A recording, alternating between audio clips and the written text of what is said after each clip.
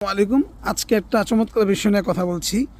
হ্যাঁ, এই যে এইটা হচ্ছে রাস্তায় পড়ে থাকে, কিন্তু অস্ট্রিয়া সরকার নিয়ম করেছে যদি এটা কেউ কোনো মার্কেটে জমা দেয় তাহলে তাকে 25 পয়সা দেওয়া হয়, মানে আপনি এটাতে বাজার করতে পারবেন, মানে 25 সেন্ট, মানে আপনি বাজার করতে পারবেন।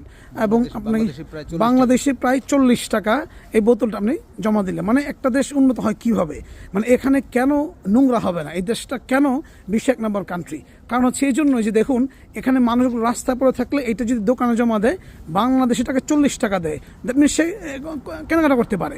এই দেখুন গাড়িগুলো, এখানে এই গাড়িগুলো রয়েছে একদম রাস্তার পাশে, সব গাড়ি, শত শত গাড়ি, গাড়িগুলো কেউ দেখতেছে না, কোটি কোটি টাকার গাড়ি কেউ দেখতেছে না, ধরতেছে না কেউ, মানে কেউ চাকা খুলবে দূরের কথা, মানে এত সিকিউরিটি একটা কান্ট্রি। মানে আসলে ইসলাম যা বলে যে ঈদ, মানে কি বলে যে মানুষের সম্পদের যে নিরাপত্তা, আচ্ছা আমানতুল মাল, যেটা ইসলাম যা বলে তারা হুবহু ফলো করে। এই যে রাস্তা দেখুন কোনো ময়লা না, আপনি ঘুমে থাকতে পারবেন।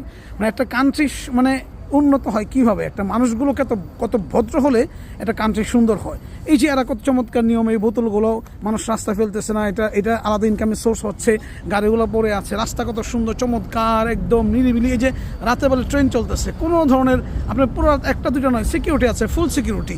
এটাই হচ্ছে, মানে আমি চাই আমার কান্ট্রিটা এমন হোক, আমার দেশটা এত সুন্দর হোক। ভালো থাকবেন, আসসালামু আলাইকুম।